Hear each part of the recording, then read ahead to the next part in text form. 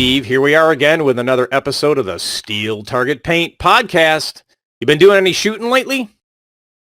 Oh, heck yeah, Jeff. Did some training this past weekend and did some sighting in of some guns. Hopefully I'll get to this, I don't know what kind of fan club we're calling it nowadays, but the 13 divisions of Steel Channel. So I'm gonna join that club here, Jeff. I think you're pursuing the same thing, right? That is true. This past weekend, I was able to shoot my new 320 X5 in production and limited and earned those classifications. And this weekend, I'm going to get to shoot the two granddaddy of them all, iron sight revolver and open sight revolver. And our good buddy Greg Kearse has promised to videotape me for the blooper reel.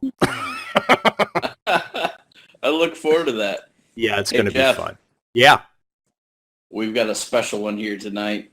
We actually have the first sponsor that I ever had about 2.5 years ago. You know who that is, Jeff? I do not. Why don't you tell our listeners? We've got Chet with Tactical Solutions. How you doing, Chet? Good. How are you guys? Fantastic. Good. Welcome to the podcast, Chet. Thank you. Appreciate it.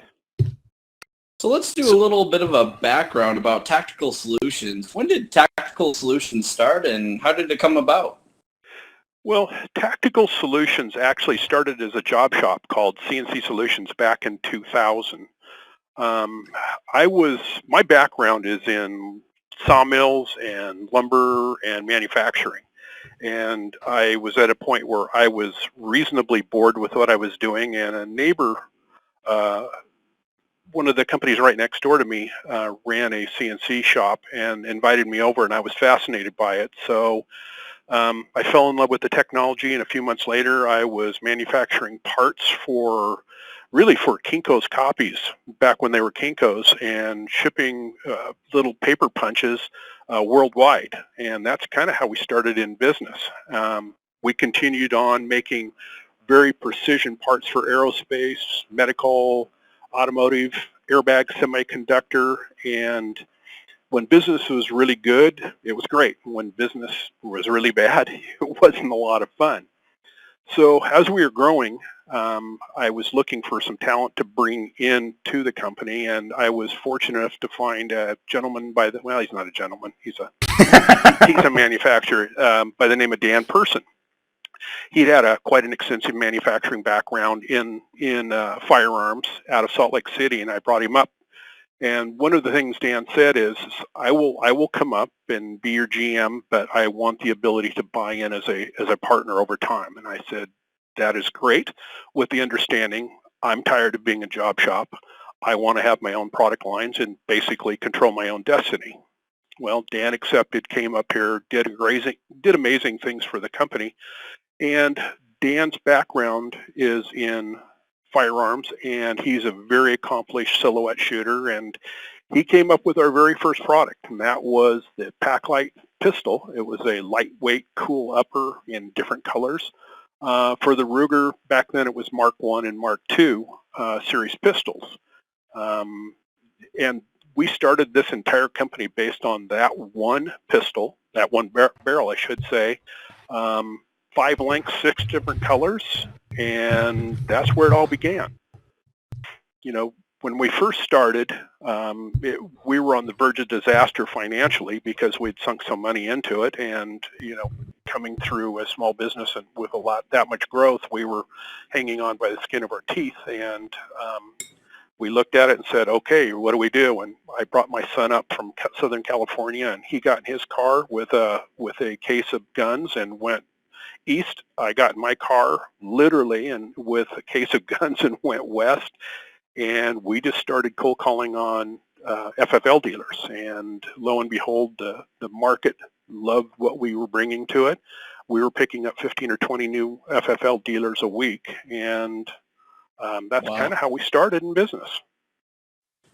So at what point, Chet, did you guys make your first X-Ring, the first 1022 style receiver? It ended up being about 4 or 5 years later. We worked on, kind of the transition was to make the aftermarket barrel for the Ruger pistol, which was the most plentiful pistol out there. The next was the Browning Buckmark. We came up with the trail lights. And then we obviously went to the 1022 and started making 1022 barrels. The natural progression at that point in time was, people kept saying, why don't you just come out with your own action and you put it with your barrel and come out with the entire gun. So we spent a lot of time refining, because basically we had a blank canvas and we could make it the way we wanted to. So obviously the Ruger 1022 platform was by far the most plentiful out there. So we looked at what we liked about the platform and what we didn't like about the platform. And our engineer and Dan and a little bit myself, I guess, put some input into it. And we came out with our X-Ring rifle. And where some people may take the same parts that you'd find in a Ruger 1022, since we had a blank canvas, we wanted to put in what made sense in terms of how we designed how the action worked. Now, it still fits in the same footprint as a 1022, but there isn't anything that's, close to what a Ruger is. It's our own complete action. So what are the main differences between, say, a stock 1022 bolt and a Tactical Solutions bolt? Okay, great question. First of all, just as a school or as a rule of thumb for Tactical Solutions, we don't do anything that's cast or forged. Everything we do starts out as a solid piece of metal, whether it's aluminum, titanium, or stainless steel. With our bolt, we looked at the design of Ruger, and if you notice on a Ruger bolt, it's got one shiny side and one rough side. And there's two reasons. Ruger doesn't care what the inside of the bolt looks like because no one sees it, but they do care about the outside because they want to have a nice appearance. But also on the guide rod, it's set on one side. So that bolt always wants to cant one way or another. It's just the way it is, but it's got, I guess the proper word would be slop or play in it so that it works very well. I mean, you cannot really fault Ruger in their design. I mean, they made an incredibly inexpensive firearm that runs very, very well. With our bolt, again, looking at it, we wanted the bolt to be able to go down that action absolutely square. The only way that really made sense with us is to put two guide rods. They're all centerless ground and polished guide rods. Basically piano wire in terms of our spring system. And the design of our bolt is such that if you look at our bolt, anytime you fire a rimfire, because of the carbon and the crud that comes with it, your coefficient of friction, that bolt inertia changes every time you pull the trigger. So what we tried to do is we took the top of our bolt and we made little convolutions in it. So essentially what it does is it rides on real thin rails, about 1/8 of an inch wide. But the other thing that it does is those convolutions gives the carbon and all the, the gunk that you get from shooting, and it deposits in those indentations so you can shoot a high round count without really affecting the function of your rifle.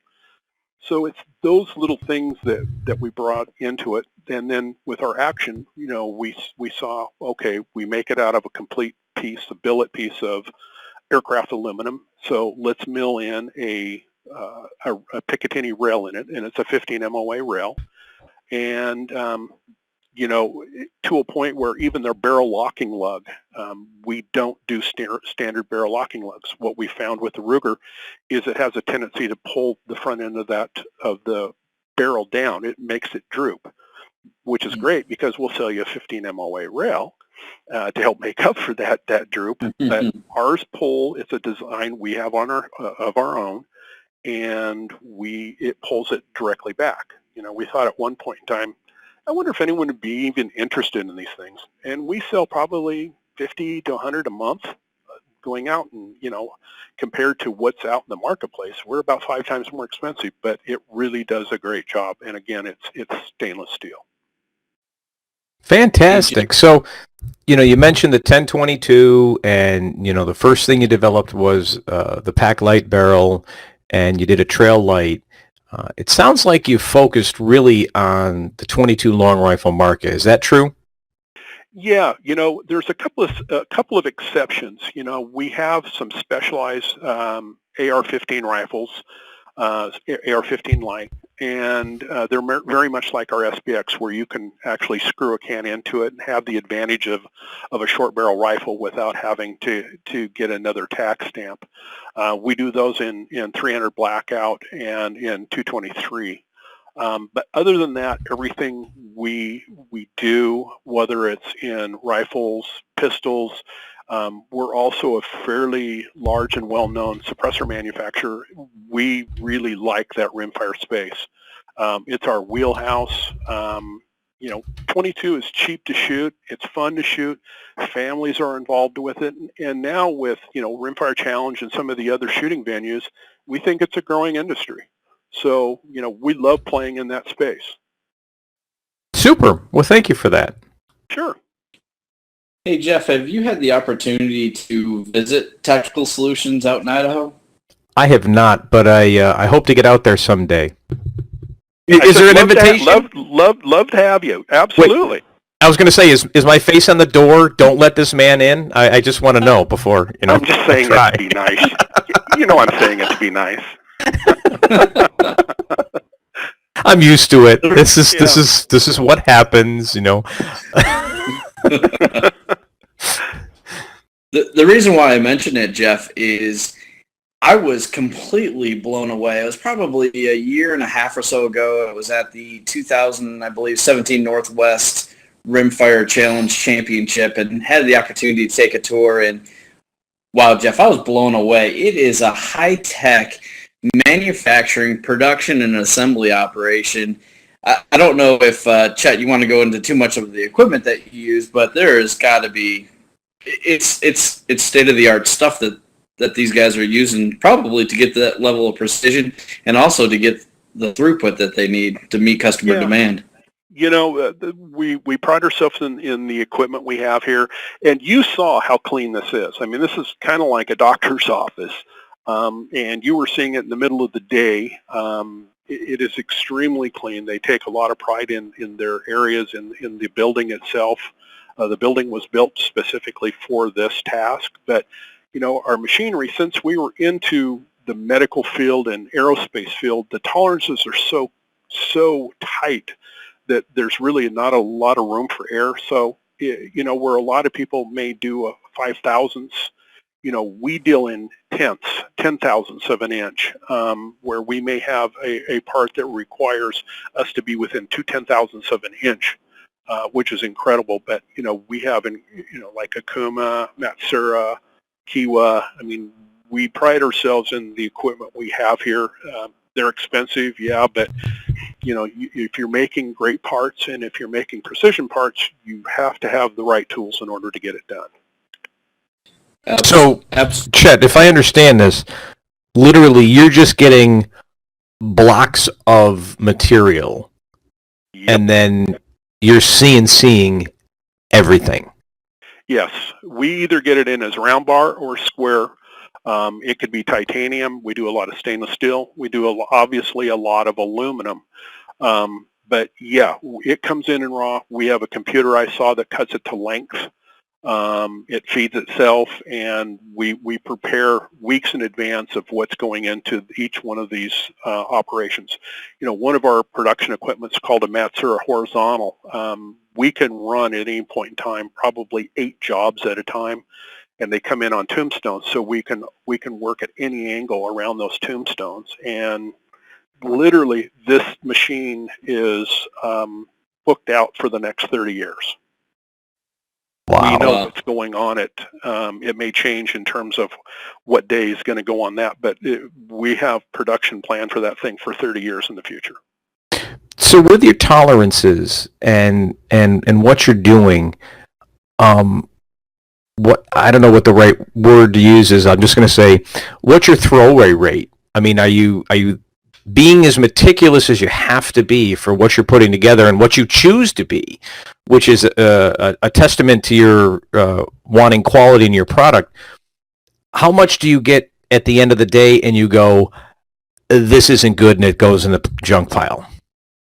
Interesting question. Now, keep in mind that my background is lumber. And if I got within, let's say, cutting studs or cutting whatever I was cutting joists, if I was within an eighth of an inch, I was considered a god. And here we're dealing in tenths. So it's a different thing. But our quality assurance has complete control over everything in the production process. If quality assurance says not good enough, no one trumps them. Not me, not anyone, not Dan. They have ultimate say-so.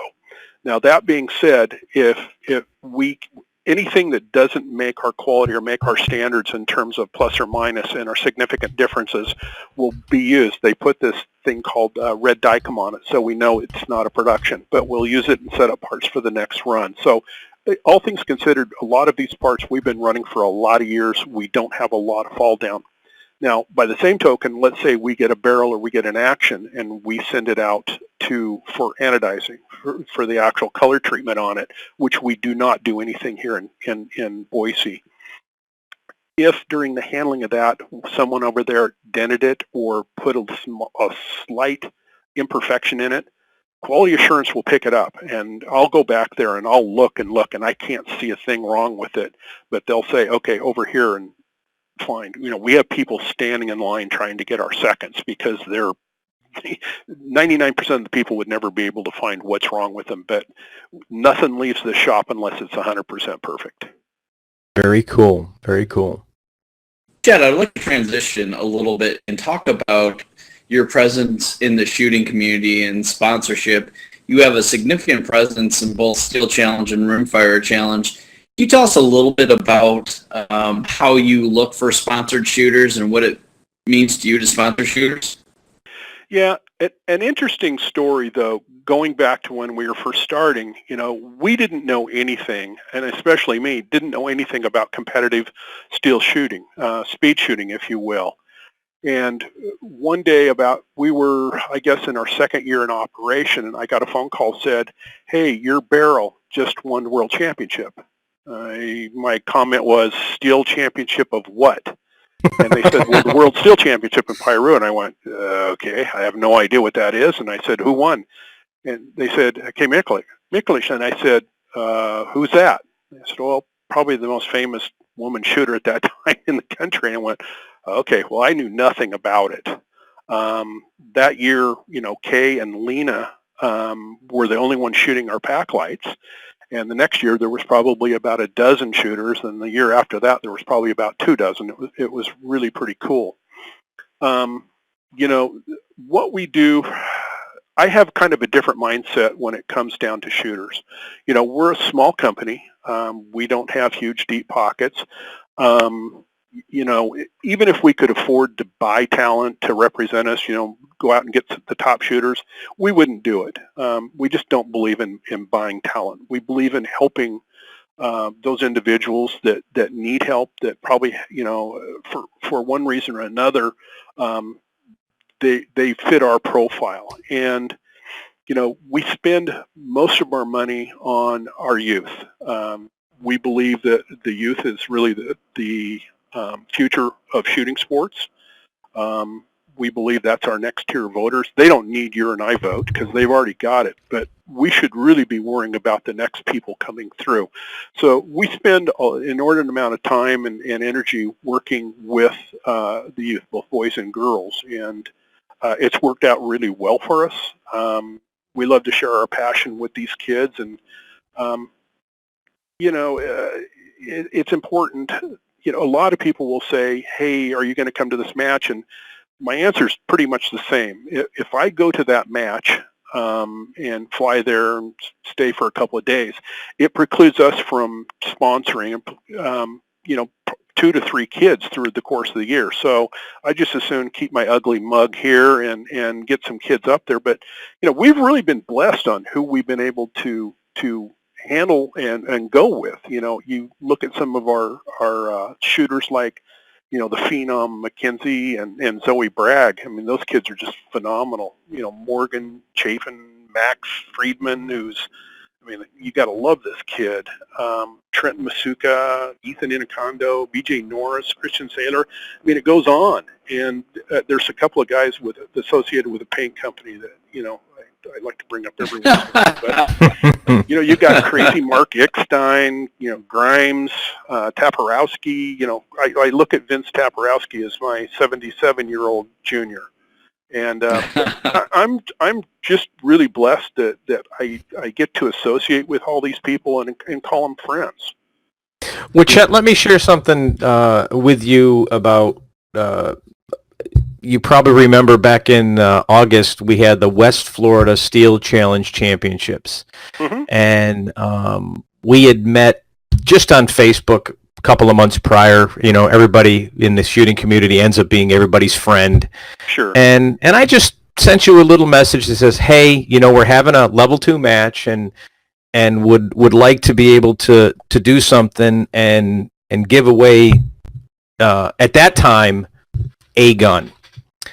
And you said, well, get with Mary. And those that have ever called Taxol, you may or may not have talked to Mary, but she's great. And I talked to Mary, and she's like, okay, well, let me get with Chet and find out what the deal's going to be. And she came back, and the deal was so good. We gave away 5 X-Rings, an SBX barrel, a pack light barrel, because of your willingness to get behind our match. And I can't thank you enough for that support. Well, I appreciate that. We do what we can, with being a small company and in this industry this year, it's been tough on almost everyone. The sales are not up to what everyone would love it to be, but, we do the best we can with what we've got and try to support the shooting sports out there. We're back, or we've been from, well, when we found out who Kay was and what the World Steel Championship was, we've been kind of players in that industry. Excellent. And the other cool part that I will tack onto that is how you went about it, Jeff, I believe was the right way. There's been a lot of discussion out on social media for the last, I don't know, it's probably been 10 years, but definitely in the last 12 to 18 months about how prizes should be awarded and distributed. And I like how you did it. You had random giveaways, and so you had people that may not have shot an X-Ring before. Now they actually own one, and I think that's the right way to spread and enhance the brand. And, I think that there's a lot of top shooters out there that may feel a little bit different because some people make their livelihood from this sport or try to supplement their livelihood from the sport. But I like what you did in terms of the random prize because it gives everybody the same equal opportunity to get into a first-class rifle. So kudos to you, Jeff. Well, thank you. And the cool part about it was that the out of all those items I mentioned, I definitely know one junior who won an X-Ring, and I know that a junior walked away with the pack light barrel. So that was even cooler to see the juniors win that because we had a pretty solid junior response for our match. So it was cool to see them walk away with it.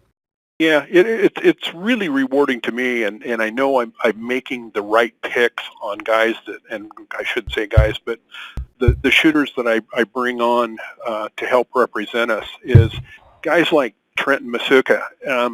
They will win something, and they're the first one that see someone who's deserving or that they think can use a firearm. So if he wins a Ruger or he wins a 1022, he doesn't even worry about keeping it. He gives it away right then to a deserving junior, and generally it's always to a young boy or young girl. And that's just kind of the way these guys are.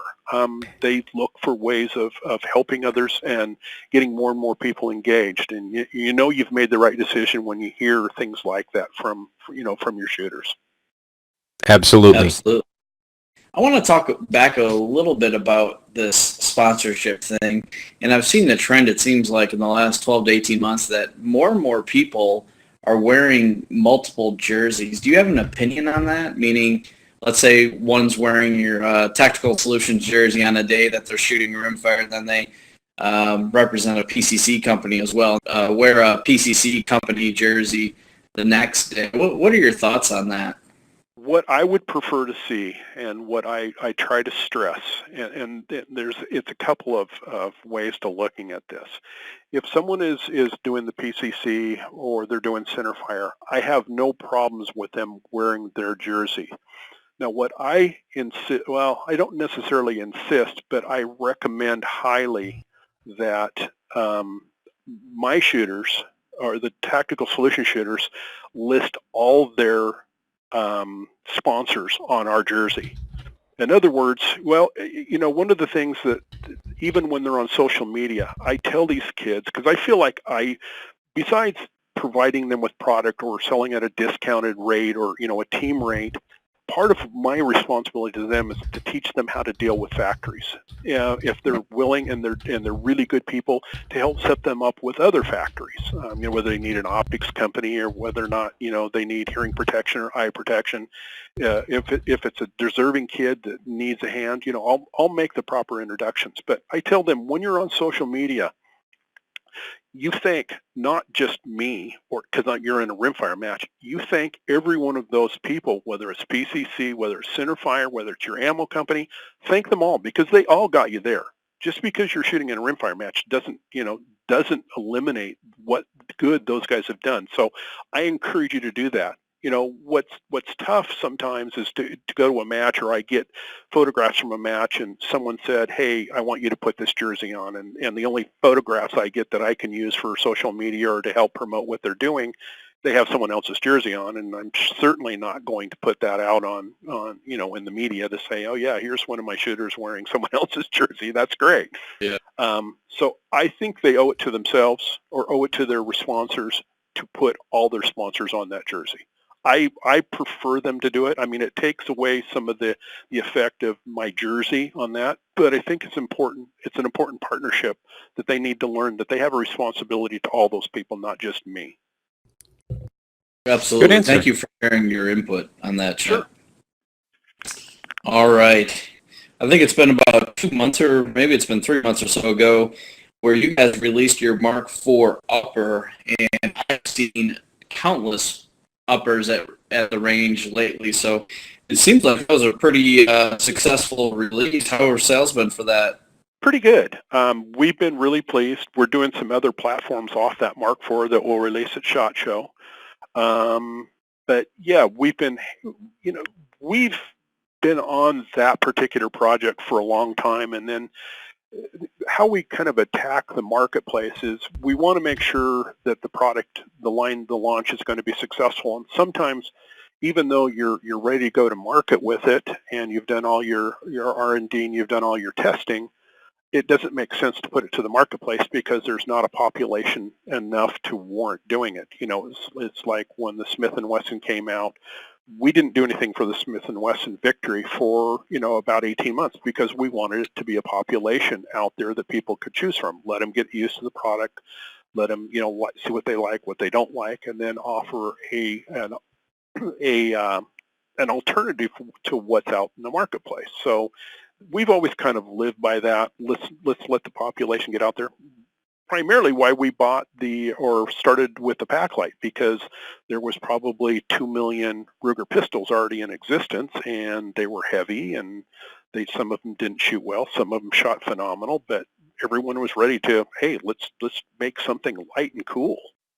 Very nice. So let me follow up on that real quick, Chet. When it comes to, let's call it I think the three major platforms. You've got the Ruger pistol, and there's different marks or different generations of the Ruger. And you have the Smith & Wesson Victory, and you've got the Buck Mark. In terms of what barrels you sell for those respective platforms, does it go in that order? Is it kind of the Ruger, now the Victory, and then the Buck Mark, or is the Buck Mark outpacing the Victory? Ruger by far is number one, and depending on the month or who's doing the most promoting in terms of advertising and magazines, it could bounce between the Victory and the Browning Buckmark. Obviously the Buckmark is a platform that's been around for a long time. There's a lot of them out there. We do a lot of stores that will get in used, or FFL dealers will get in used Buckmarks, and they may sit around for a while, so they know what we do. They'll call and order a barrel, put it on it, and put it out there, and generally sell it the same day.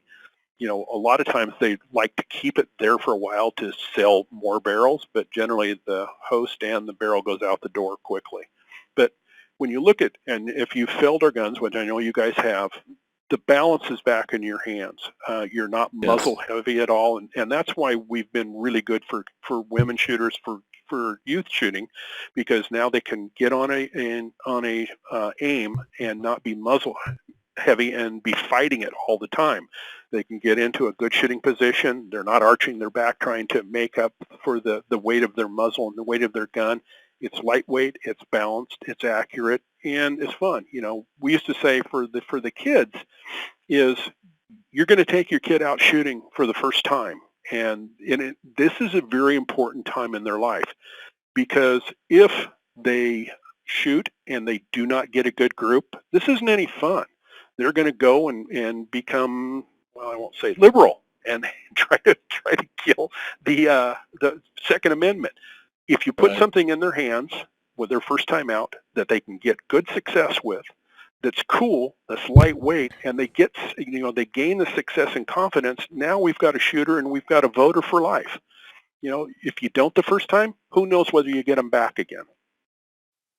There's a lot of discussion out there, Chet, between the weight difference of, let's say, a 1022 steel barrel and a Tactical Solutions barrel. And, my kids are the proof in the pudding, and reinforces what you just said, is that I still have my Ruger 1022 that I got when I was 6 years old. That was a couple of years ago. So yeah, a couple. Yeah. Just a few. So my kids, they're able to enjoy the Second Amendment because of your product. So I thank you for that. You bet. It's a great spot for us to be in. We do have that cool factor. I mean, it used to be everyone knew us by the colors and stuff, but really the colors are a very small portion of what we sell. It's generally our number one seller is still basic black. It's interesting to look at that, though we're known for our colors. I'm partial to the gunmetal gray. That's what I've got. Is quickly taking over every other color with the exception of matte black. Super. Well, so we've talked Ruger and Buckmark and Victory and 1022 and what's your favorite thing to build? Well, the obvious choice would be the X-Ring rifle, but it's not really the case. One of the things I'm probably the most proud of is our 1911 conversion, and there are a number of top flight shooters that are shooting our conversion.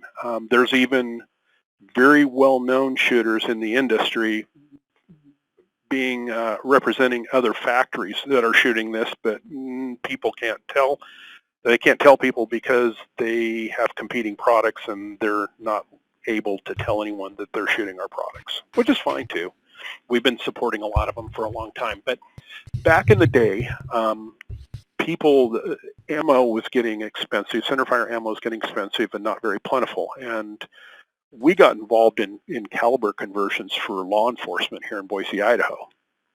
Again, budgets were fixed, and it wasn't a good time to go out and practice a lot. You got trigger time and put your guns up. So this particular one, the 1911 conversion, engineers, everyone told us there was one person in that space and made it out of aluminum and said, anyone that tries to make it out of anything other than aluminum are idiots. Well, right they are. We're idiots, and we that we didn't necessarily believe that, and so we did our design based on steel. So we take an alloy steel, 4140 steel, it's just mild steel, and then we send it out to be heat treated. So it's about the hardness of my head. And when we get it back, pretty hard from what Oh, Amy boy. said. yeah, Oh, it's yeah. let me tell you, it's really hard and stubborn too. So once you heat treat steel, you have to machine it very, very slow. It's just horrible on tools. But if you heat treat it before, there's a lot of warping and everything else. So we heat treat the bar, the solid stock, and then we machine it to our exacting qualities. Again, there is no shortcuts for what we do. It's a very labor-intensive process for how we did it. But our 1911, if it's got primer, if the cartridge has primer, it goes bang. It'll cycle subsonics. It'll cycle anything. I don't care if it's suppressed or not. You know, I've been in gun ranges where they came in and said, yeah, I hear every salesman say that. And I said, here you go. Take it. And he'll go out and get every lousy ammo he's got at the bottom of the box, go into the shooting range and come back and go, yep, couldn't get it to fail other than it was an ammo fail. So again, our magazines, you know, we offer two. We offer a polymer this last year, but up until then, we have done a completely billet aluminum magazine. Every piece started out as a solid. And they're expensive. I'm not going to kid you. They're very expensive, but they're the last magazine you'll ever have to buy. You can run them over. You can drop them. You can do anything. Now, if you guys have shooting centerfire and you have a rolled form or a metal magazine, bent metal, if it falls on the lip loaded, you never know if that thing's going to run. So if you want to go up to the line with that in the back of your mind, whether or not that magazine's going to perform for you or whether or not you're going to, you know, it's going to kill you, good luck with that. It's funny you say that because I shoot open sometimes in USPSA, and you have to occasionally drop a mag, and you're dropping and it's falling out of your heart because you're dropping a $170 mag and a base pad. Yeah, you can run over this, walk all over. It doesn't make any difference. You're not going to hurt this magazine. Awesome. So it is, you know, we do not sell a tremendous amount of these, you know, compared to other things that we sell. I mean, you know, it's a lower volume, but out of everything, it's the one I'm most proud of, that because they were told us we couldn't do it. And not only did we do it better than anyone in the world, it's more reliable than anything in the marketplace today. That's awesome. Thank you. Mm-hmm. Yeah, I'll attest to that because prior to taking this competitive shooting thing seriously in the last 2.5 years, part of that I used another brand conversion kit, and I had so many issues with that conversion kit, Jeff. It's not even funny. So I'm omitting the name of the guilty, but I don't want to shame anybody. But sure. the most difficult part was that there wasn't really any good magazines out there. I was using inexpensive plastic magazines or polymer type magazines, and I would use them for about 3 months, and I would have to pitch them and start all over again. So I've got two of the 2211 conversion kits on 1911 frames, and both of them run top notch, and the magazines are absolutely fantastic. Yeah, it's really interesting, and I guess it's kind of a prideful thing for me, but you know, we've had several major companies, the ones that you would know their names and you wished you could afford their guns, that want to partner with us on, let's say, a 1911 platform with our upper on it. They want to do a joint venture, and the thing that's really rewarding is they want our name on it. They want their name and they want our name on it. I mean, it's very flattering. These guys are, you know, make $5,000, $6,000, $7,000 pistols and want to play in our arena, you know, with us. So I'm kind of just blown away by it. Well, I think part of it is a testament. Steve and I have talked at length about this, and most of the guns, even a stock Ruger out of the box, as long as it performs, you can do well in a match. Now you start getting a little better and you want to do some trigger work and you maybe want a better barrel. We're not shooting bullseye. We're not trying to hit, you know, dime size targets at 100 yards for what we do in steel. So the accuracy is important, but maybe not as critical as a precision type sport, but what we absolutely have to have is reliability. Yep. And I started shooting an X-ring and iron sights, and I have to say that the only time the gun hasn't gone bang was an ammo issue. It wasn't a gun issue. And it's happened twice. And in both instances, I saved the round, and I put it in other guns and could not get that round to go off in other guns. So it was a priming issue with the ammo.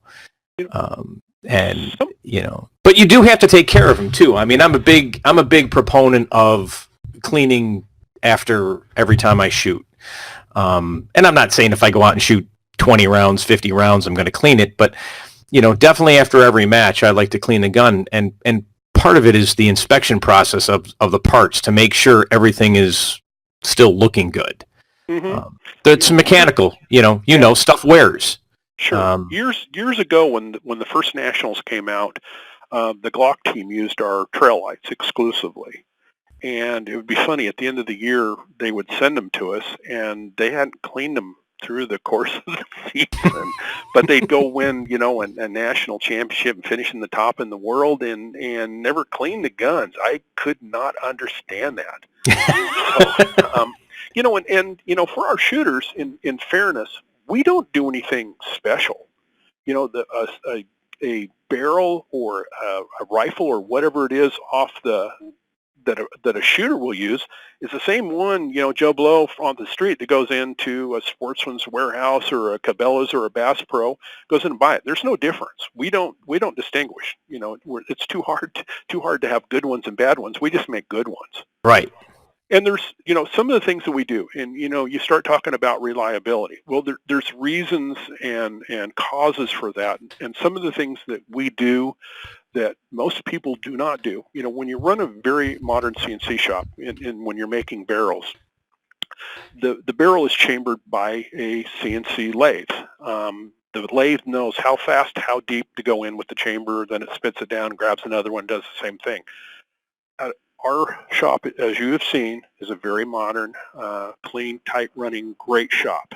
But when it comes to chambering any gun we have, whether it be a rifle barrel, a pistol barrel, whatever, we chamber with a manual machine. We have several manual machines. Most of the time we have women who are very well trained in how to do it, because every piece of steel is different. How fast you can go into steel, whether or not you got to back it off, clean your tool off, add more Molly D for a lubricant, and go back in. Then they take it off, they bore scope it, check it, clean it, and make sure everything's not. If not, they put it back on and run it. But it's that care, it's that little hand touches that we do to finish. You're basically dealing with a custom rifle or a custom pistol in the way we produce it in terms of fitting and everything. All our rifles are shot, and you guys probably have met Colt or heard about Colt. Lasco, he's our resident gunsmith guru, the legend, if you will. That's in his own mind? No, in everyone else's mind, not mine. Chet, I am serious. When I posted that the other day, I do have a clear Solo Cup from SHOT Show last year on it. that has his signature. I promise that's you. Funny. Colt is absolutely wonderful. He takes his job very seriously. But, how do you go wrong? I think I wrote on that thing. The guy's job is to make things work and make people happy. And 99 out of 100 times he does it. And sometimes things go wrong. But you got to realize as many things as we ship out in the air, and again, we're not huge, but, we ship a fair amount of volume. When we first started in business 18 years ago, I had one gunsmith. And we're 18 years down the line. Our production is up greatly. I still have one gunsmith that handles all our problems. And Colt screws around half the time. So for as much as we send out, that's not fair. As much as we send out, we have very, very few problems. But when we do, we take them seriously. And the thing that I hear more than anything else is that you get to talk to a body. You actually get to talk to someone. And Yeah, he understands your I'll problem. say that. I'm going to second that. I'm going to interrupt and second that. Every time I call, I get an answer. Yeah. That's another testament to your customer service. Yeah, our people here are wonderful. Their job is to make you happy. If there's a problem, solve the problem, make you happy. How do you go wrong? For us, it's fun because I got to say, I got the greatest job in the world. I sponsor great people. I employ great people. We make phenomenal products, but I get to make people happy. I don't hear, well, you're piece of, you run this piece of crap and I hate your stuff. All I hear is you guys take great care of us. You make great products. We love what you do. I mean, you just walk away with a big head. How do you not love what you do? Yeah. I know Steve wants to ask a question, but I want to follow up something that really puts into perspective. If you call up you guys today and you get the chance to talk to Mary and you order a gun, mm-hmm. She's going to tell you 6 to 8 weeks. And I think everything you just told us about your operation explains why it's 6 to 8 weeks. You're could probably crank. Pardon? You're buying a custom rifle. Exactly. For all practical purposes, you pick out the stock, you pick out the barrel, you pick out the color, you pick out all the bells and whistles you want. We build it here, test it, and build it for you. Yep. And so, my guess is if you put your mind to it, you could crank out rifles in 3 weeks, but they would not be of the same quality that you're putting out now, and you refuse to do that. Absolutely. We will never sacrifice quality for anything. It's just, it takes so long to build a quality reputation, and it takes so little time to lose.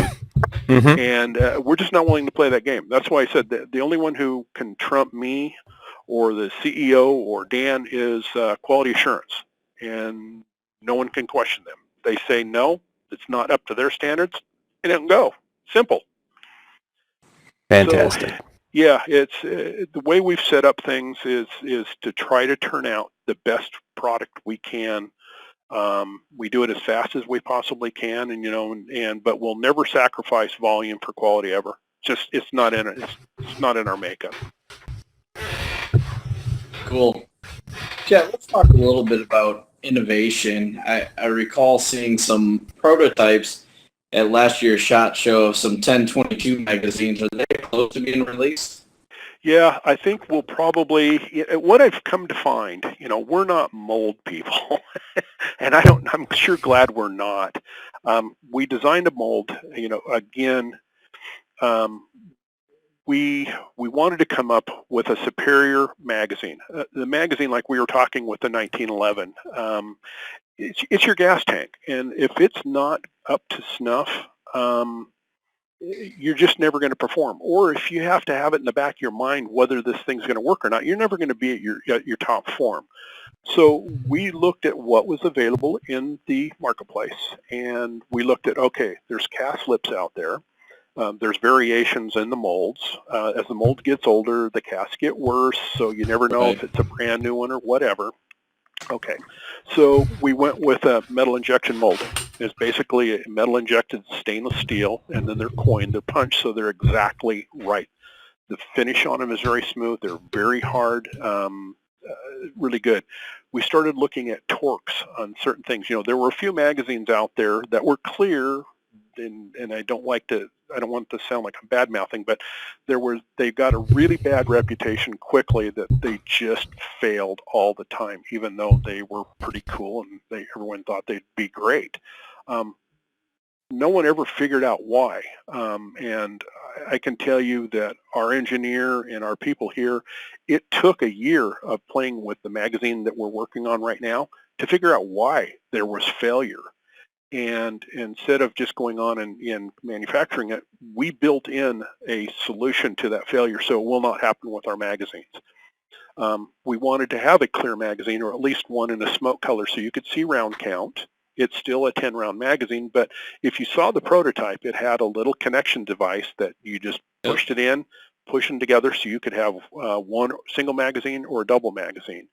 It looks a little cooler. It's a little different profile, but essentially it is a rotary 10-round magazine that will be superior to anything out there. It will be tougher, stronger, more stable, more rigid. If we were just going to come out and give you the same thing as everyone else's magazine, we wouldn't be in the business. We just have no interest. Right. We want to provide something that pairs with what we're doing in terms of a quality firearm, but also, give it to the marketplace as a superior product. And then it'll be up to them to decide. But part of the thing is you have one time to do it right. If I put a product out there and it fails, or, it gets a bad reputation, or, man, I sure wished I would have tested it more, I don't think you can test too much. I jokingly say, okay, guys, test this, double what you think you're going to, and when you finish, come to me, and I'm going to tell you to go out and do it again.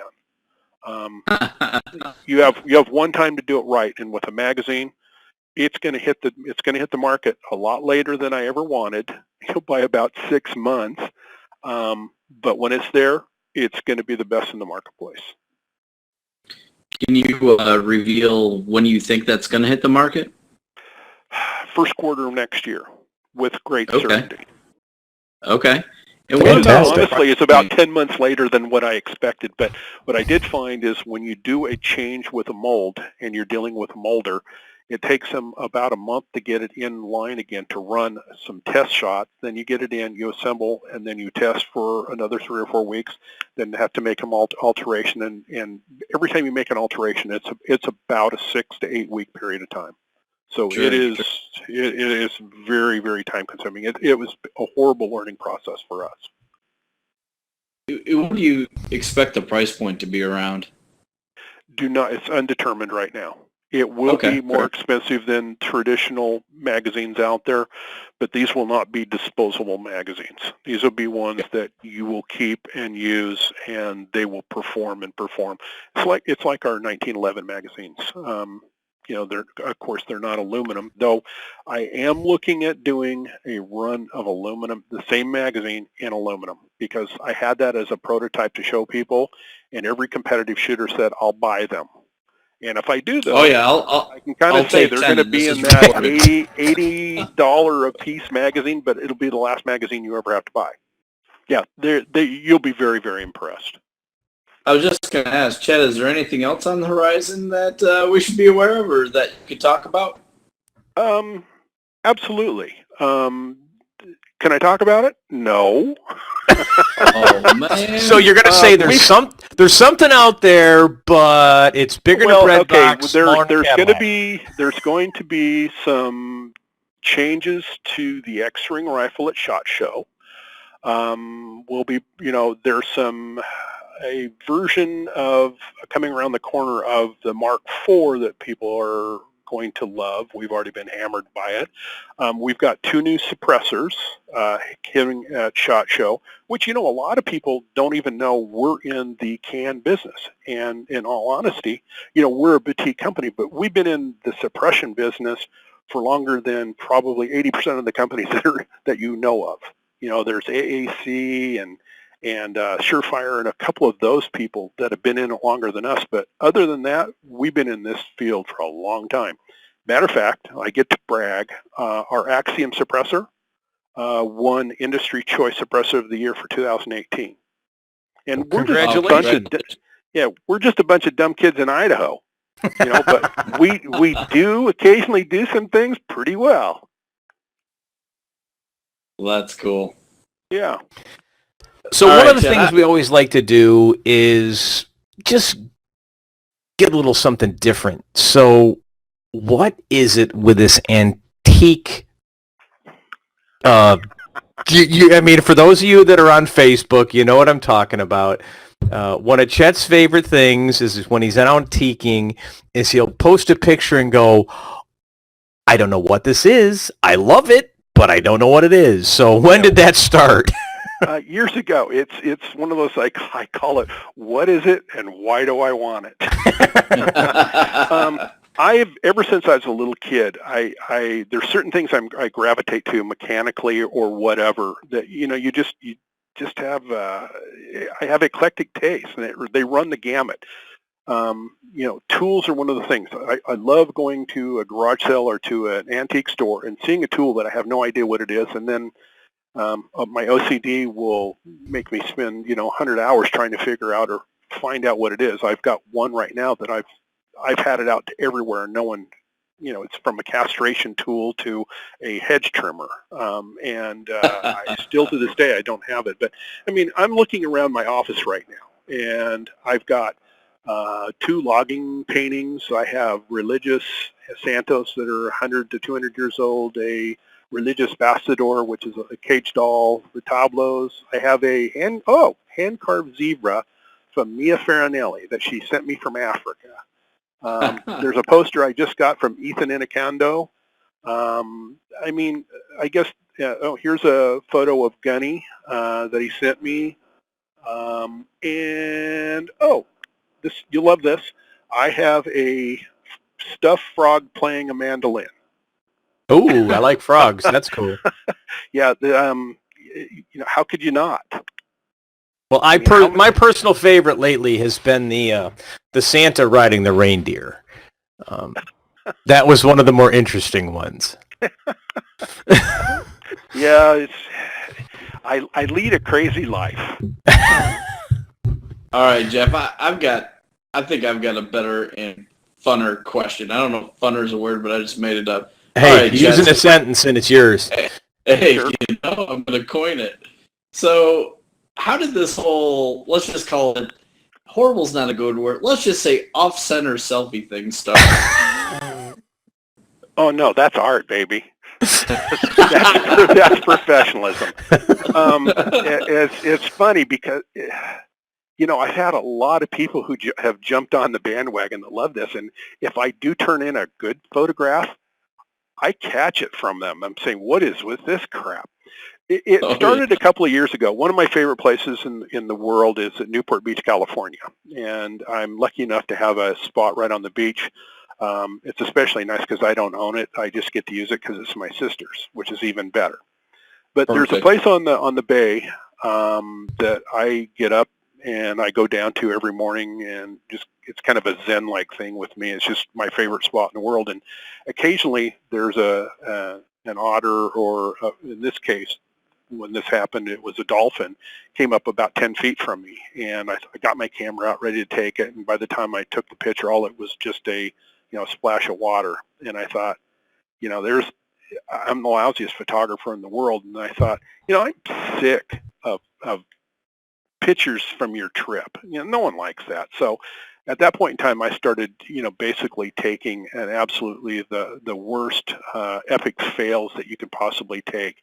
Surfers around the corner, and they got blocked out. All you could see is the front of the board and the back of the board, and the surfer itself was cut off by a palm tree, or and it kind of just took, and they became more tasteless and horrible and worse. And I've been thinking about making a coffee table book, because I know one of my students, Eric Martin, I know will be up to buy one. If I can sell one, it may be worthwhile. But yeah, it's been fun doing it. Now everyone does it. It's a lot of fun. Well, that's awesome. Every time I see one, I giggle like a little schoolgirl. I admit it, Chet. There are some really horrible ones too. Yes, there is. Well, Chet, we're coming to the close here of this episode. We really appreciate you being on. Is there anything that we didn't cover that you would like to share with our listeners? Oh, I don't know. We've covered so much stuff. I can't for the life of me think of anything. We love everyone's input. Our shooters, the sport. You and I, and we're all blessed to be in this industry, and I think as stewards to this industry, we need to be cognizant that we just can't let things go, that things are going to remain the same. I think we all need to be vigilant and do what we can to help bolster the industry, to bring new people in, to have our shooters, our sponsor shooters, bring new people into the fold so we can create a base and protect our Second Amendment. I think sometimes we get lost in what we're doing in ourselves and become a little short-sighted. And I think with the political climate that we have out there and the changes in the political climate coming up potentially, we run a huge risk of losing what we've got. So we better take it pretty seriously and be proactive in what we do and how we provide it. You know, I've always been one that says, let's not go to war. Let's educate the people. You know, if you look at our website and things like that, and this is not because we don't believe in anything. It's just our how we want to be perceived by non-shooters is we do not show any pictures of human silhouettes. We do not show any animal kills. You may see an animal like a snowshoe rabbit after the fact, but you don't see any animal being blown up. We do not call guns weapons. We call them firearms. Just little things like that. It's not because anyone else does it offends us, but there are people out there that are still making their minds up whether or not guns good, guns bad. I want those people on our side. I want them voting for our rights. So I'm willing to take little steps to help educate and help bring on, you know, our Second Amendment rights and keep them strong. Excellent. Thank you for sharing that. Not a problem. Thanks again, Chet. Really appreciate you taking out your time to spend the last hour or so with us. And thank you for everything that you've done for me personally, as well as the industry. I know that there's so many people out there that love and support Tactical Solutions, and it's just not because you guys make amazing products that are cutting edge, but it's also the people and the relationship side. So thank you so much. We appreciate it. I second that. Thanks, you guys. I'll let you go. I'm so shy and reserved, I know, but... All right, everybody. Well, that's another episode of the Steel Target Paint Podcast. This time we had Chet Alvord. I hope you all enjoyed it, and we'll listen. You can listen on the next episode. Thanks.